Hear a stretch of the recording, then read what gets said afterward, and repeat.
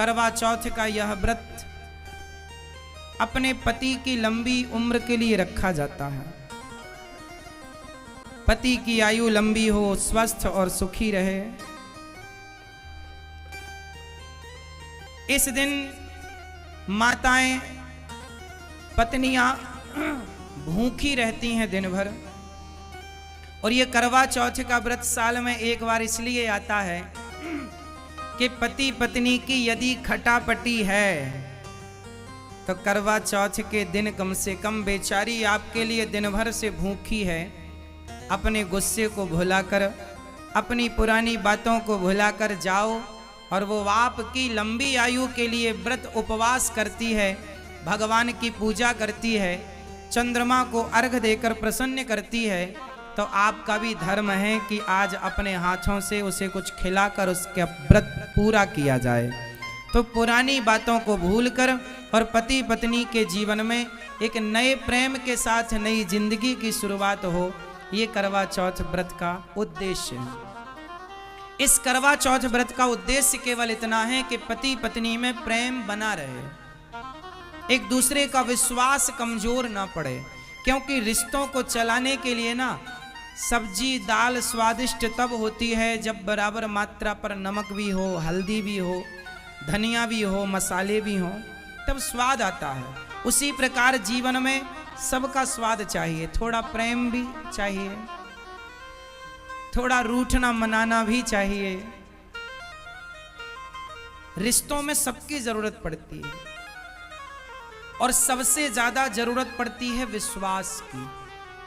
पत्नी का विश्वास न टूटे पति के प्रति, और पति का विश्वास, मैं तो आपसे कहूंगा इस करवा चौथ पे एक दूसरे को वादा कीजिएगा, अनोखे अंदाज से आप इस बार रखिएगा और एक नई प्रतिज्ञाओं के साथ इन रिश्तों में और जकड़ जाइएगा, बंध जाइएगा, रिश्ते और गाढ़े हों और मजबूत हों।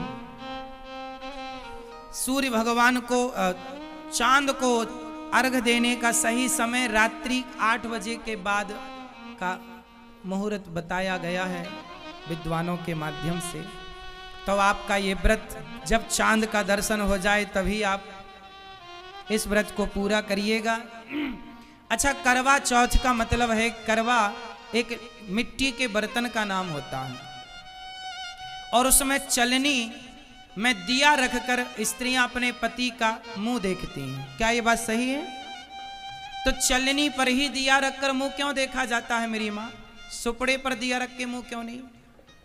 या अन्य किसी और चीज पर? अब आप कहेंगे कि उसमें बीच से आर पार देखने की व्यवस्था होती है, तो व्यवस्था तो आर पार देखने की और भी साधन से हो सकती थी। चलनी से ही अपने पति का चेहरा क्यों देखा जाता है? और एक बात ध्यान से देखिएगा, चलनी का जो मुंह होता है वो पत्नी की तरफ होता है, क्योंकि इस तरफ दिया रखा जाता है, और चलनी की जो पीठ होती है वो पति की तरफ होती है, उससे ही वो पति का चेहरा देखती है। क्यों ऐसा है? कभी सोचा है इसके पीछे का आध्यात्मिक कारण क्या हो सकता है? चलनी का गुण क्या है? चलनी का गुण है कि वो कचरे को बचा कर रख लेती है, अच्छाई को आगे की तरफ फेंक देती है। सही है? तो पत्नी का प्रेम देखिए पति के प्रति कितना है कि पत्नी उस चलनी के मुंह की तरफ खड़ी होती है और मानो ये कहती है कि यदि हमारे और आपके जीवन में कोई बुराई है तो वो बुराई मेरी तरफ रह जाए और अच्छाई आपकी तरफ चली जाए। ये पत्नी का प्रेम है जो चलनी के इस कार्य से एक स्त्री अपने पति को यह कहना चाहती है कि मैं आपके जीवन की इस रिश्ते की हर बुराई मैं अपनी तरफ लेती हूँ और आपकी तरफ केवल खुशियाँ हों, अच्छाई हो। पत्नी जो होती है ना, वो पति की खुशी में ही अपने आप को खुश महसूस करती है। पति का दुख ही उसका दुख, पत्नी का अपना कोई सुख नहीं, कोई दुख नहीं। ये समर्पण का त्योहार है करवा चौथ, और हर स्त्री के सम्मान को हम पुरुष लोगों का धर्म है कि हम स्त्री का सम्मान करें, स्त्री जात का सम्मान करें, चाहे वो माँ के रूप में हो, बहन के रूप में हो, बेटी के रूप में हो या पत्नी के रूप में हो, पत्नी का भी सम्मान बहुत करना चाहिए। और करवा चौथ की आप सबको बहुत बहुत शुभकामनाएं। आप सबके जीवन में पति पत्नी के रिश्ते जब अच्छे होते हैं ना, जब पति पत्नी सुखमय जीवन व्यतीत करते हैं, तो उनके जीवन में जब सुख होता है तभी मन भगवान में भी लगता है, सत्संग में भी। और पत्नी का क्या धर्म है कि जैसे पत्नी अपने पति को, तुलसीदास जी की पत्नी ने अपने पति को परमात्मा की तरफ मोड़ दिया। आपका पति यदि आपसे प्रेम करता है तो आप अपनी तरफ से उसे भगवान की तरफ मोड़ने का प्रयास करो। ये पत्नी का धर्म है। जो पति को पतन से बचाए वो पत्नी होती है। इसलिए पत्नी का धर्म है कि आप अपनी गृहस्थी में रहकर प्रेम पूर्वक, शास्त्र कहते हैं कि पतिव्रता नारी जिसके मांग में सिंदूर, हाथ में चूड़ी, गले में मंगलसूत्र, पतिव्रता नारी। आप किसी शुभ कार्य के लिए जा रहे हो और आपको पतिव्रता नारी का दर्शन हो जाए तो आपका कार्य सिद्ध होता है केवल नारी के दर्शन से। पतिव्रता नारी शुभ सूचक होती है, सुहागन स्त्री शुभ सूचक होती है। घर का झगड़ा शुरू किससे होता है? किसी के घर का झगड़ा स्त्री से शुरू होता है और किसी के घर का झगड़ा पुरुष से होता है। मैं केवल यहाँ दोनों को ये निवेदन करूँगा कि यदि पुरुष झगड़ा शुरू करता है तो जब आपको पता है कि मेरे पति की ओर से झगड़ा होता है तो फिर आप उस झगड़े की आग में घी क्यों डालती हो? आग तब ही भड़कती है जब उसमें घी हो। यदि घी नहीं होगा तो आग बुझ जाएगी। यदि पति आग लगा रहा है तो पत्नी को चुप रहना चाहिए। आप चुप रहेंगी, झगड़ा शुरू तो होगा पर आगे बढ़ेगा नहीं, खत्म हो जाएगा। और यदि स्त्री आग लगा रही है, स्त्री झगड़ा कर रही है, तो पुरुष को समझदारी का परिचय देना होगा, आपको चुप रहना होगा। यदि गृहस्थी को बचाना है तो दो में से एक को समझदार होना ही पड़ेगा। दोनों मूर्ख हुए तब तो गृहस्थी चल ही नहीं सकती। चलेगी बताइए? इसलिए दो में एक को समझदार होना चाहिए। इसलिए या स्त्री समझदारी का परिचय दे या पुरुष समझदारी का परिचय दे। ज्यादा बोलने से विवाद होता है। गृहस्थों में आप बहुत गंभीरता से विचार करेंगे तो आप इस नतीजे पर पहुंचेंगे कि ज्यादा बोलने से विवाद होता है। ज्यादा ना बोला करिए और रिश्तेदारों से भी ज्यादा बातें ना किया करिए। और एक चीज और बताऊं, पति और पत्नी दोनों को अपने घर का भेद कितना भी खासम खास हो, कोई हो, तुम्हारा अपना ही क्यों ना हो, घर के भेद कभी किसी से नहीं कहने चाहिए। घर की बातें आजकल स्त्रियां, पति पत्नी में जरा सा विवाद हुआ जाके पड़ोसन से कह आती हो, तुम तो कल पति पत्नी मिलके एक हो जाओगी, पर पड़ोसन को तो तुम्हारी औकात पता चल ही गई ना। वो तो सदा ताने, अरे हमसे ना ज्यादा झाड़ो, हम जानते हैं तुम्हारे पति को, हम जानते हैं तुम्हें, तुमने क्योंकि बोल दिया था। सारे घरों में झगड़े होते हैं, हर घर में। इसका अर्थ ये नहीं कि तुम अपनी बातें जाके पड़ोसन से कह लोगी, रिश्तों में कह लोगी, किसी से ना कहा करो। अपनी घर की बातें घर के आप लोग अपनी समझदारी से अपने रिश्तों को ठीक करिए। और तलाक देना और लेना ये किसी भी समस्या का समाधान नहीं। तलाक लेके क्या करोगे? माँ बाप के घर बैठोगी? बेटियों से मेरा सवाल है, तलाक लेके कहाँ जाओगी? अपनी मम्मी के घर बैठोगी कब तक? मम्मी जब तक जिंदा है तब तक तुम्हारा सम्मान है। माँ मर जाएगी फिर तुम्हारी भौजाई तुम्हें सम्मान करेगी? सम्मान भी देखो, एक दिन जाओ 2 दिन जाओ तो सम्मान होता है, टेंशन हो जाती, यहीं खाएगी अब। इसलिए मैया बाद में लड़ लेना अपनी भौजाई से, अभी सुन लो। केवल कुल मिला के बात ये है, मैं सारी यहाँ बेटियों से बात करना चाहता हूँ, बहुओं से। कई बार बहुएं अपनी माँ के कहने से अपने पति को छोड़ देती हैं। माँ ने कहा तेरी ससुराल अच्छी नहीं है, पति लड़ता रहता, आजा, हम जिंदा हैं, हम तेरा पेट भरेंगे। ये मम्मियों को पता नहीं कब अक्ल आएगी। बेटियां बताओ, आपसे सवाल है, बेटी अपने पति के साथ सुखी रह सकती है कि अपनी मां के साथ? ज्यादा सुख उसे मां दे सकती है या उसका पति? जोर से।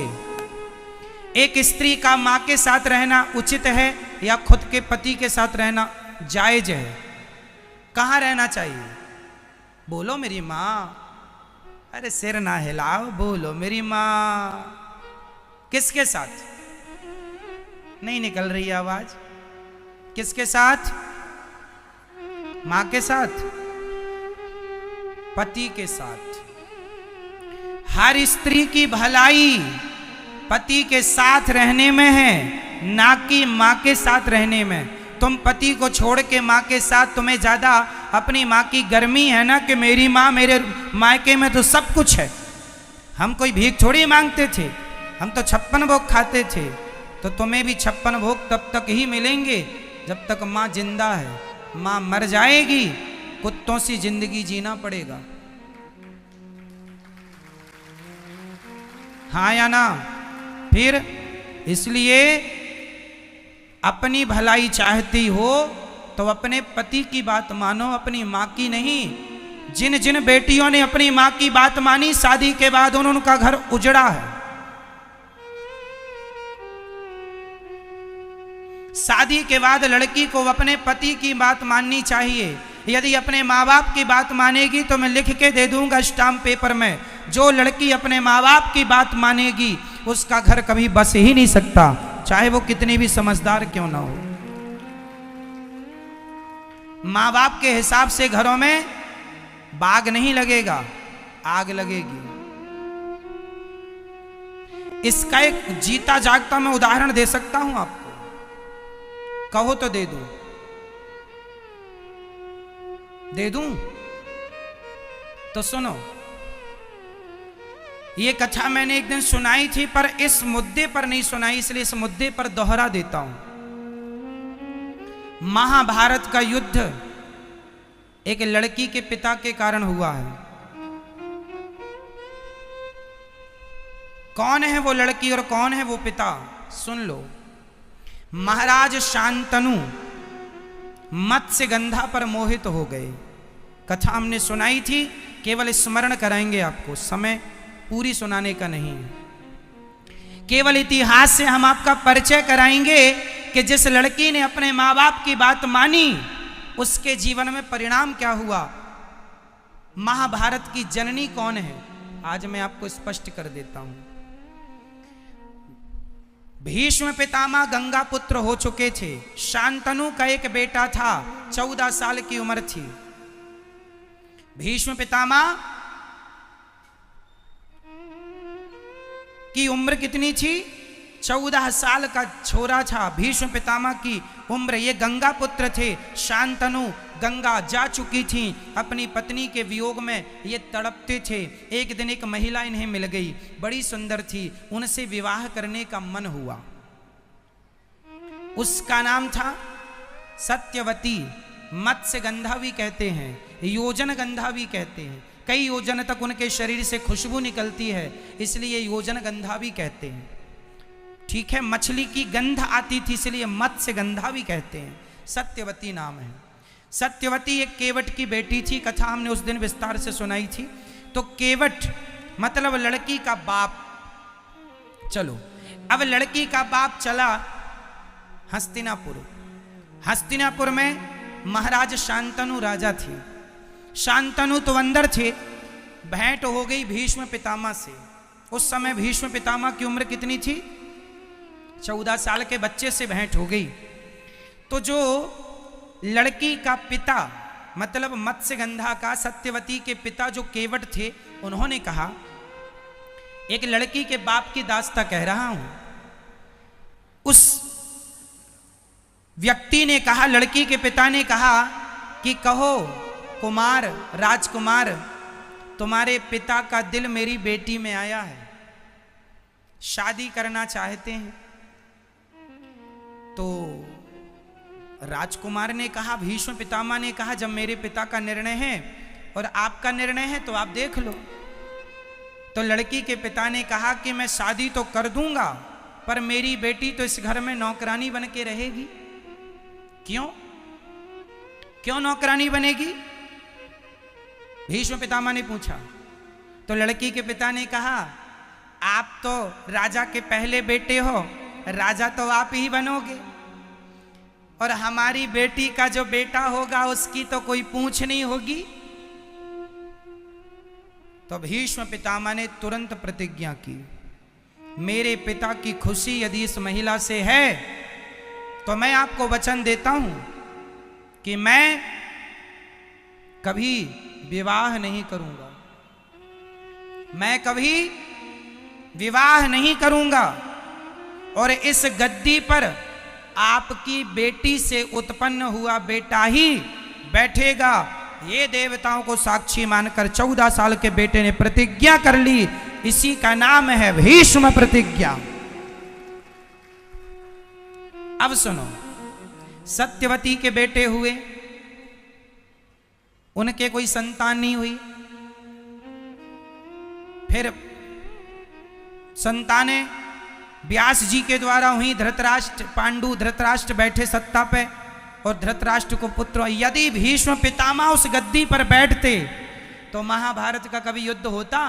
हमेशा लड़की के माता पिता अपनी बेटी का भविष्य बनाने के चक्कर में वो ये भूल जाते हैं कि इनके ससुराल में किसकी हानि हो रही है, किसका भला हो रहा। वो केवल अपनी बेटी का भला देखते हैं। और तुम बेटियों को अपने पति का भला सोचना चाहिए कि आपके पति का जिसमें भला हो, आपका जिसमें भला हो, वो निर्णय आपको लो। क्योंकि ससुराल पक्ष, जो मायका पक्ष होता है, वो हमेशा एक ही तरफ से वो निर्णय देंगे जिसमें केवल आपकी भलाई है। यदि उस लड़की के पिता ने ये देखा होता कि राज्य की भलाई किसमें है, तो वो ये कभी संकल्प ना दिलाते, फिर भीष्म पितामह राजा बनते। और भीष्म पितामह राजा बनते तो महाभारत जैसी स्थिति कभी उत्पन्न ना होती। केवल यही बात समझाना है आपको कि शादी के बाद मेरी बहनों, मेरी बेटियों, हाथ जोड़ के कहता हूं, हाँ, यदि ससुराल में आप पर कोई अत्याचार हो रहा है तो आपके माँ बाप का बोलना जायज है, उचित है, पर बात बात में उंगली करना जायज नहीं है। छोटी छोटी बातों में भी माँ बाप उंगली करें, इससे रिश्ते टूट जाएंगे, खत्म हो जाएंगे। 100 में से 95 रिश्ते माँ की गलती से, लड़की की माँ की गलती से टूटते। इसलिए अपने पति, यदि तुम्हारा पति गलत रास्ते पर है, चलो एक और उदाहरण देता हूं।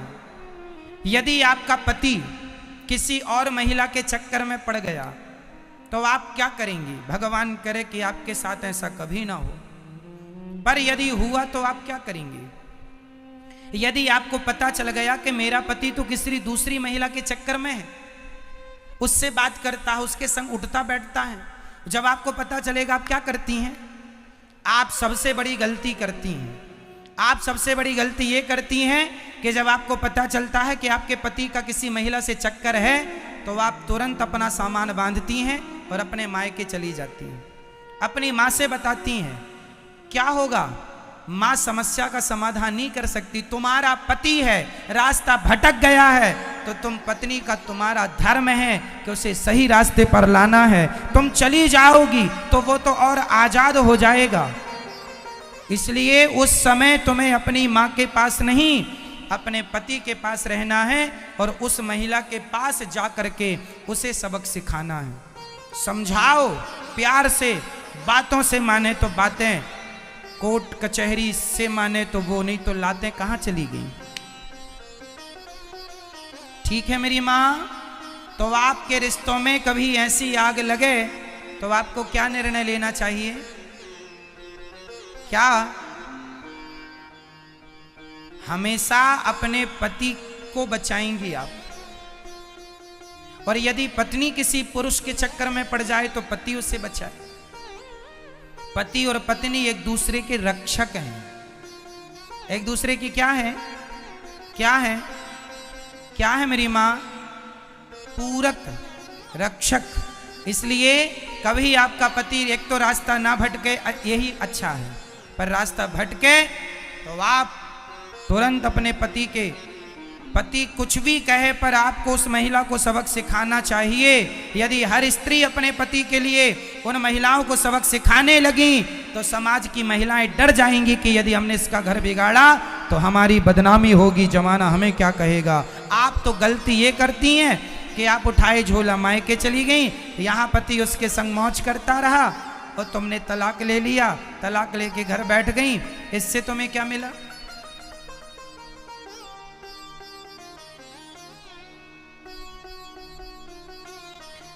तुम्हें ऐसे आदमी के संग रहना है नहीं रहना वो अलग विषय है, बाद में सोच लेंगे, पर अभी तो उसे वो आज के जमाने में न मैया कुछ स्त्रियां ये धंधा करती हैं पुरुषों को फंसाने का।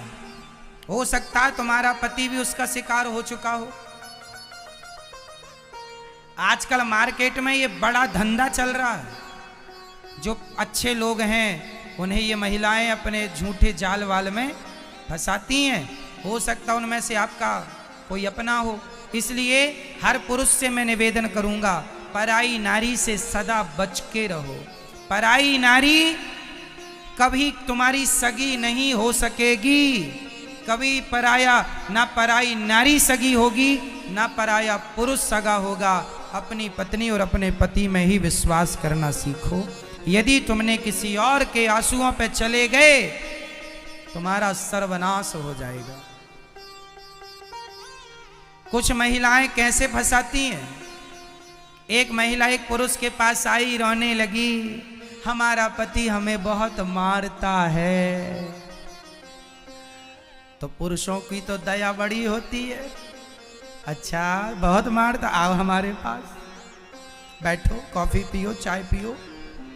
अब वो नारी ने क्या किया, इसे कॉफी चाय पीते पीते ये उसके संग रहने लगा।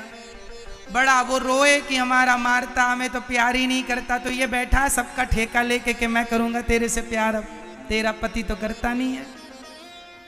और ये इस चक्कर में बेचारा बड़ा दयालु बन रहा, अपना विनाश कर रहा। इसकी पत्नी को पता चला, इसने देख लिया कि ये तो दूसरी महिला के संग बैठा है। तो इसकी पत्नी ने तुरंत कहा, कौन है ये?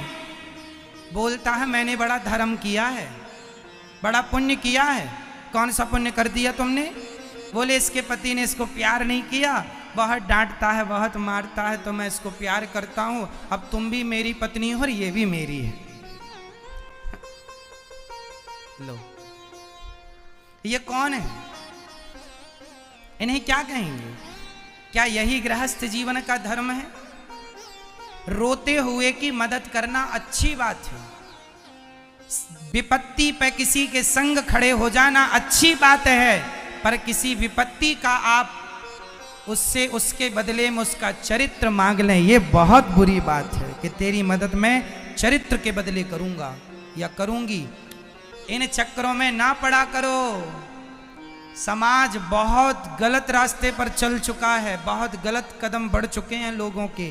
समाज में क्या क्या लोग कर रहे हैं कहा भी नहीं जा सकता। क्यों मैया, बहुत कुछ हो रहा समाज में या नहीं?